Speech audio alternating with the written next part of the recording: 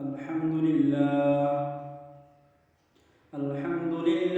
نحمده ونستعينه ونستغفره ونؤمن به ونتوكل عليه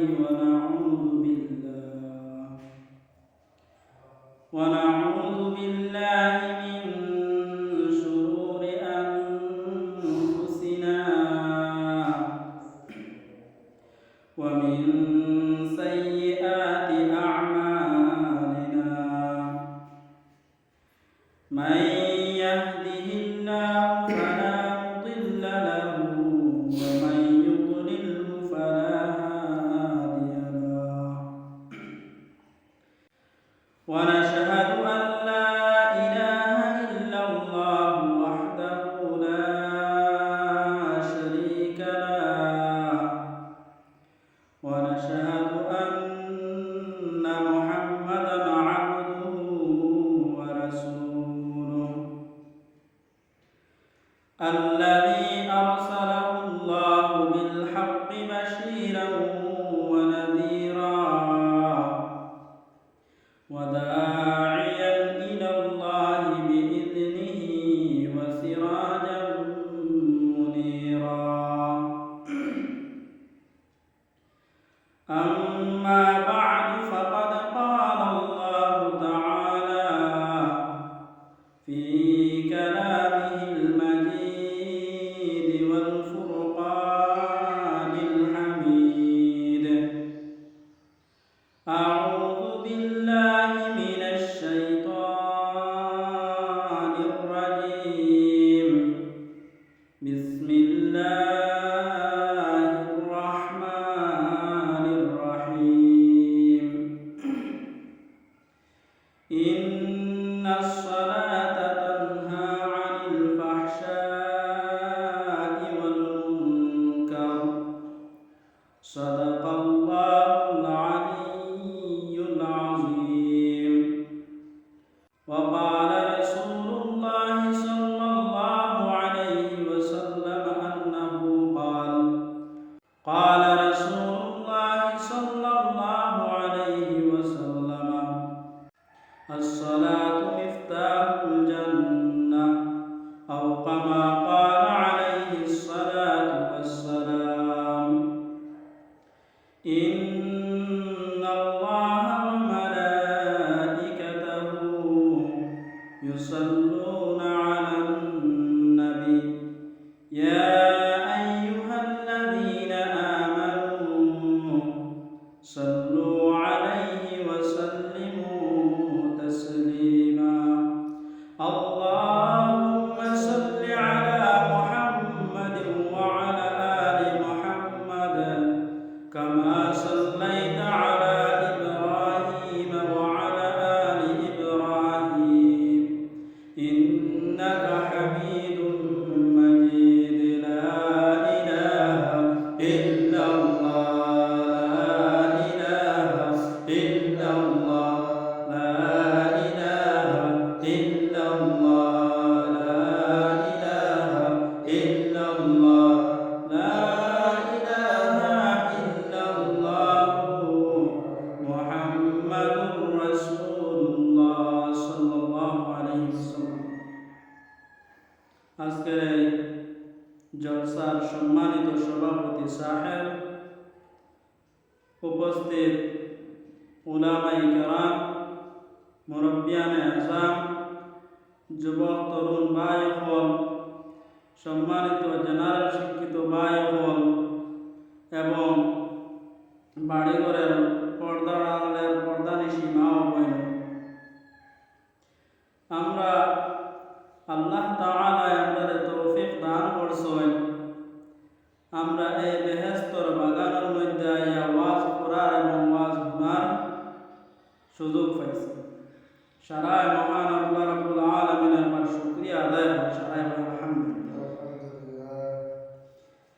আমি আপনার সামনে কোরআনে কারীম থেকে একটা আয়াতে করিমা তিলাওয়াত করলাম।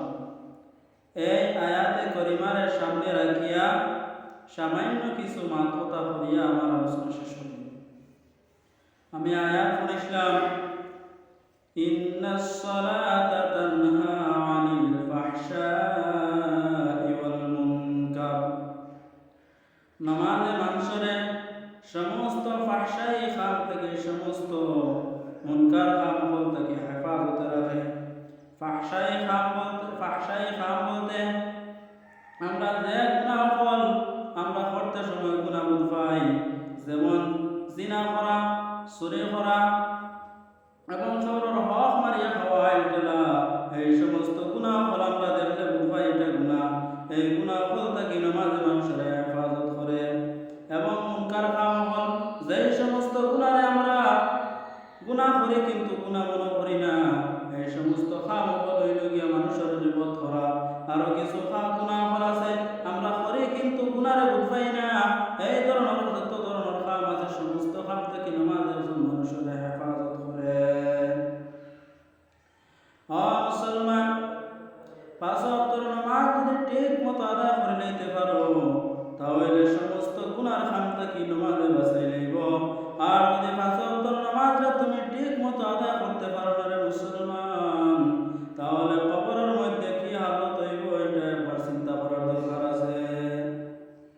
যদি কোনো মানুষে পাঁচ ওয়াক্তের নামাজ না পড়িয়া যদি কবরের মধ্যে কোনো মানুষ যায় তাহলে তার কবরে কান সঙ্গে সঙ্গে জাহান্নাম হয়ে যাবে।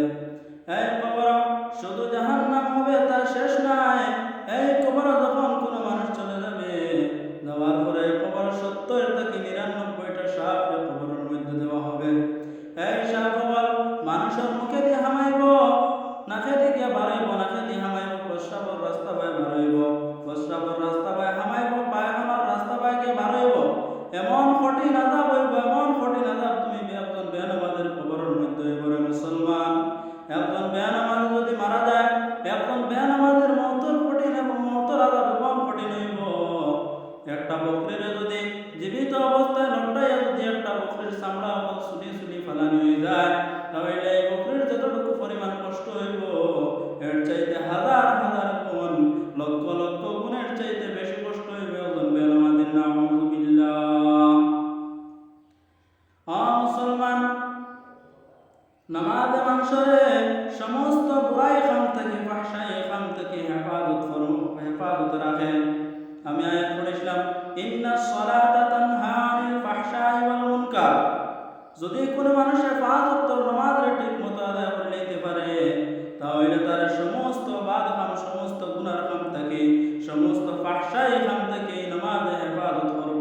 সুবহানাল্লাহ। মুসলমান, এখন আমরা কিছু বায়ান তো মনে করবো আমরা তো নামাজও পড়ি, কিছু মানুষের নামাজ পড়ে কিন্তু গুনার কাম থেকে আমরা বাঁচিতাম পারি না। নামাজ পড়ে কিন্তু গুনাহ করি।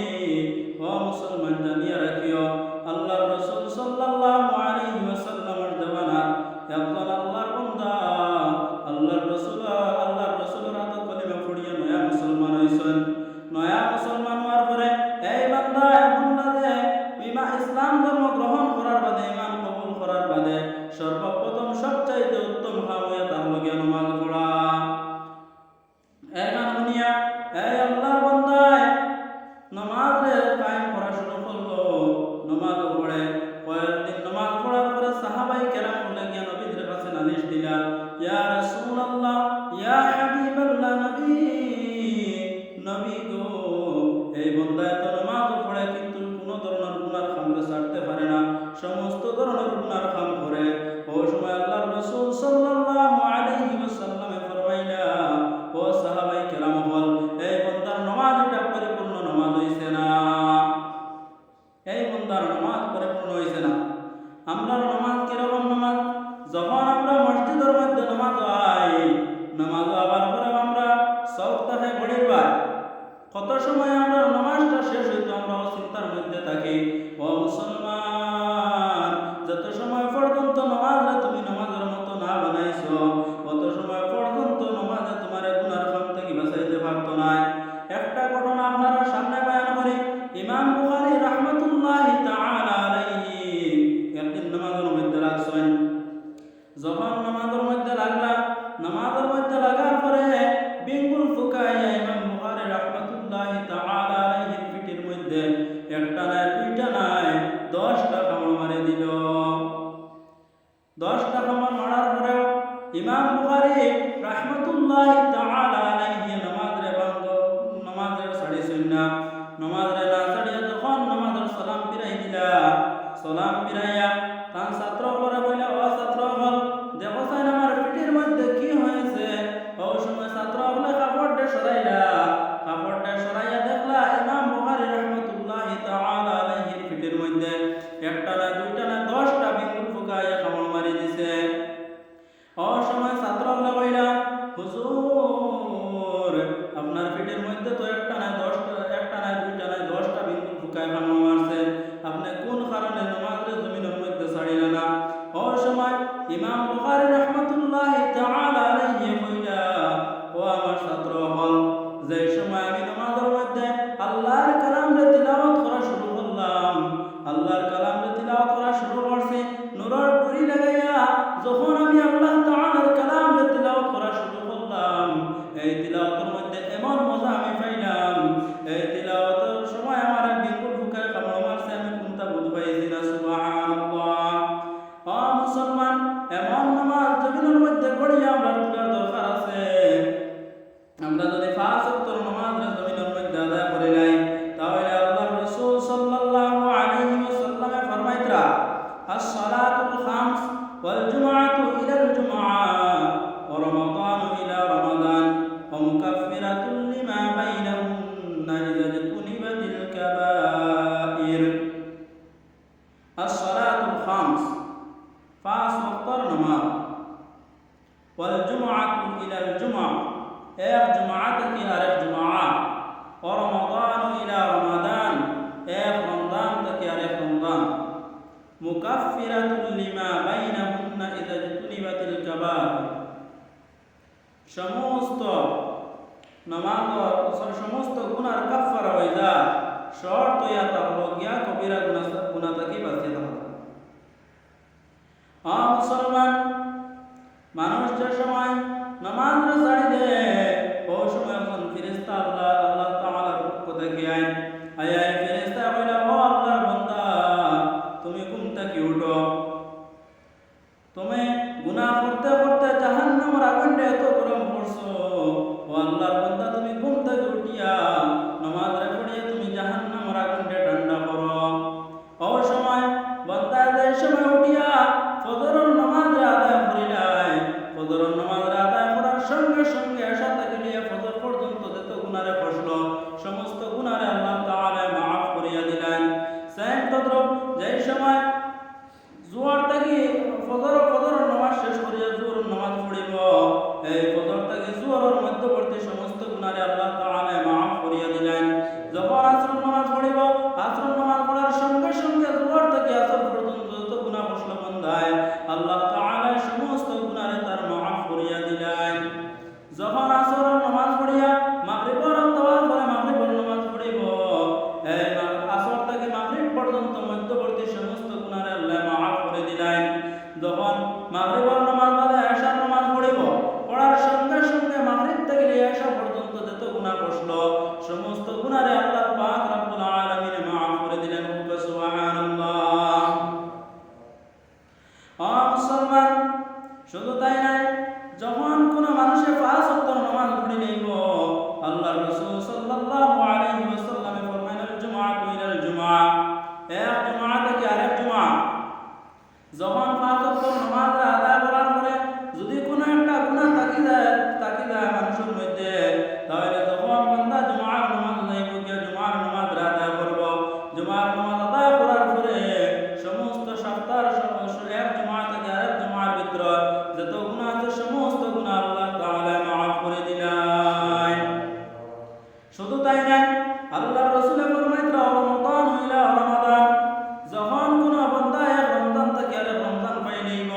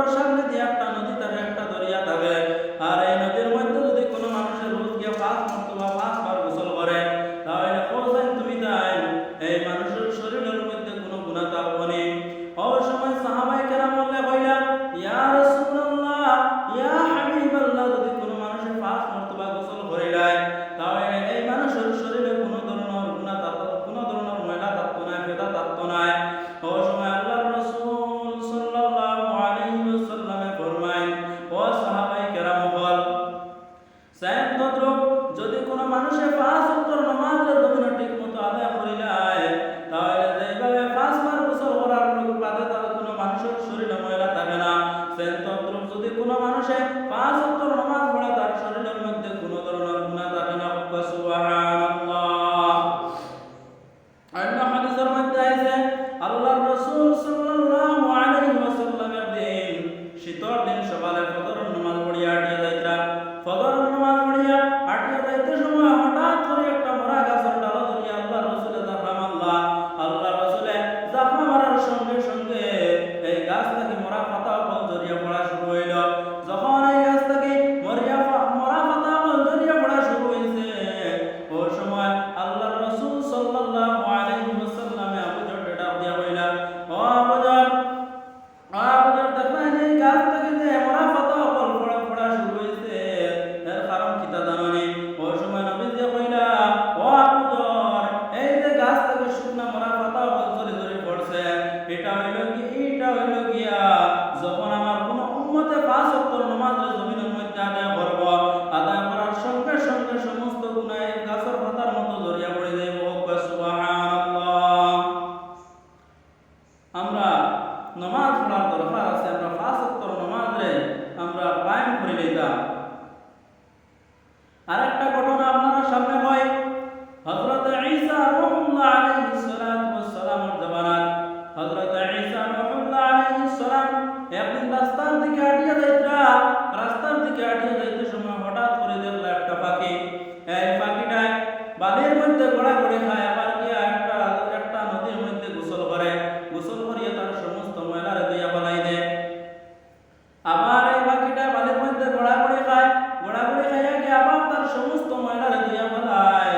আবার গিয়ে এই পাখিটা ঘোরাঘুরি খাইয়া আবার তার সমস্ত শরীরের ময়লারে ধুইয়া ফেলাই দেয়। এইখান দেখিয়া হযরত ঈসা রূহুল্লাহ আলাইহিস সালাতু ওয়াস সালাম আশ্চর্য হয়ে গেল। আশ্চর্য হওয়ার পরে আল্লাহ তাআলা কইলা, ও ঈসা আলাইহিস সালাতু ওয়াস সালাম, এই যে রহস্যটা দেখছো, এই রহস্যটা হইল আমার আখিরি জামানার নবীর উম্মতে দৈনিক 5 ওয়াক্ত নামাজ আদায় করবা। দৈনিক 5 ওয়াক্ত নামাজ আদায় করবা, করার সঙ্গে সঙ্গে সমস্ত গুনাহ হইয়া পড়ে যাইব। সুবহানাল্লাহ। তাই আমরা নামাজ কায়েম করা লাগবো। যদি আমরা 5 ওয়াক্ত নামাজ আদায় করতাম পারি, তাহলে সমস্ত বিপদ আপদ বলা মুসিবত থেকে আল্লাহ তাআলা আমাদের হেফাজত করবা। এই নামাজে মানুষের বিপদ থেকে হেফাজতে রাখে। যদি কোনো মানুষ বিপদের মধ্যে পড়িয়া যদি 2 রাকাত নামাজ জমিনের মধ্যে আদায় করি আল্লাহ তাআলার কাছে মাফ চায়, তাহলে আল্লাহ তাআলা তার বিপদ থেকে দূর করিয়া দিলেন। ও মুসলমান, বিপদ থেকে মানুষ দূর হইছেন হাজার হাজার ঘটনা ফল কিতাবের মধ্যে আছে। একটা ঘটনা আপনার সামনে আমি বয়ান করি। আর এই ঘটনা এটা হলো গিয়া একদিন কুফার মধ্যে আল্লাহর এক নেক বান্দা কুলির কাম করতো। আর এই বান্দাটা বড় ভালো এক বান্দা আসলা, কোনো ধরনের কোনো মাল লুটপাট করতা না করার কারণে সমস্ত মানুষে আল্লাহর বান্দারে ভালো পাইতা। হঠাৎ একদিন এক জায়গা থেকে এক বাজার থেকে আরেক বাজারও কিছু মাল লইয়া যাওয়ার লাগছেন। যাইতে সময় ফাইলা পথর মধ্যে একজন যুবক রে পাইলা।